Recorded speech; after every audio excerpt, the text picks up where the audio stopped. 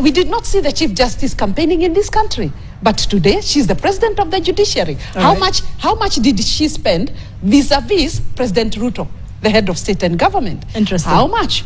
What about the economic implication of an election, a general election in the Republic of Kenya? Why don't we vet the head of state and government? Why don't we appoint a governance commission like we have the Judicial Service Commission to vet the head of state? Let's hear from Esther Waringa, who's the president of the Public Service Governance. So what is your observation? Do you think there's some political game going on here? Is it another tactic to either delay the elections or pretty much just do something that confuses the nation even more? I think this is a direct tactic to confuse the nation. And of course, this is something that, Anki, we have experienced since election time, since time immemorial.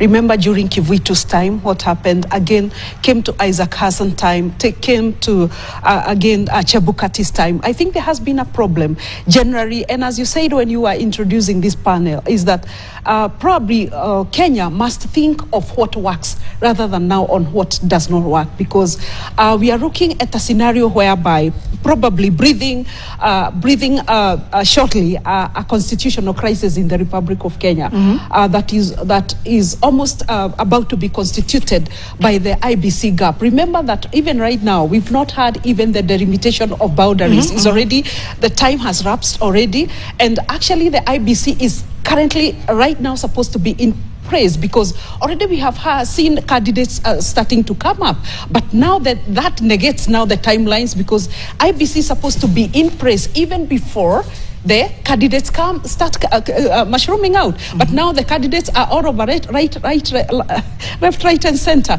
But the question is, where is the body that's going to facilitate elections of this? And that's why for the longest time, as you said, as you were introducing us, I think I visualized and focused on this sometimes back. I tried to think about the electoral process and the challenges that come along with expensive, destructive, tribalistic, highly politicized general elections in Kenya. And I thought about Kenya without elections. And that's why, to a big extent, I have been trying to bring and push the Kenya Bila Uchaguzi bill.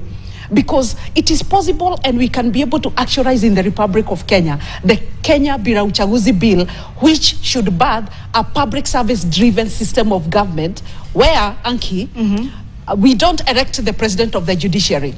She sits in a panel, that is the Judicial Service Commission. She's vetted, she's interviewed, she's appointed. We did not see the Chief Justice campaigning in this country, but today she's the president of the judiciary. How much did she spend vis-a-vis President Ruto, the head of state and government? Interesting. How much? What about the economic implication of an election, a general election in the Republic of Kenya? Why don't we vet the head of state and government? Why don't we appoint a governance commission like we have the Judicial Service Commission to vet the head of state? Why don't we, at the county level, have the county public service board vet the people who are supposed to be in charge of the counties? All right. So we are going that way. If we focus on that, we are going to reduce on budgets. We are going to reduce on destructive politics. We are going to reduce on tribalism, and we will focus the country on public service delivery. But for now, I think the country is a bit confused. And, of course, I was running for the presidency, but I don't want to discuss that right now. But in case an IBC is not constituted, then automatically time will be birthed for a Kenya Bila Uchaguzi government. And this is the time that I will now convince Kenyans that, yes, we can vet and appoint leaders. Because that is very, very possible. Instead of running for elections, expensive, destructive, then we birth IDPs again, and then the economy. Anki, we are in the process of recovering from general elections 2022, and now we are talking about elections 2027. Come on. That means all the money that taxpayers pay, all the money goes into the cycles of general elections. It's a whole debate, Anki.